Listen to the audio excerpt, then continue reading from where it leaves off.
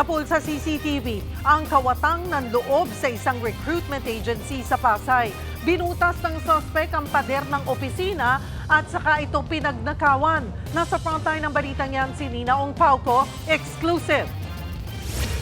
Sa kuhang ito ng CCTV sa Pasay City kahapon, makikitang naglalakad sa gilid ng kalsada ang isang lalaking nakaitim. Maya-maya, bigla siyang lumiko at pumasok sa isang establishmento.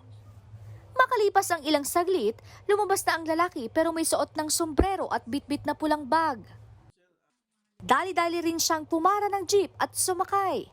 Kinabukasan, dadatan ng mga empleyado ng isang manpower recruitment agency na may butas na ang kanilang pader. Hindi po namin actually totally nakita yung magnanakaw. So pagkapasok po namin, nakita na lang po namin na wala na po yung mga company phone, tapos yung mga cash.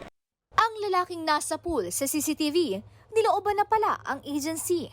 Ang bag na daladala niya naglalaman ng mga tinangay niyang 7 cellphone na nagkakahalaga ng kabuuang higit 70,000 pesos.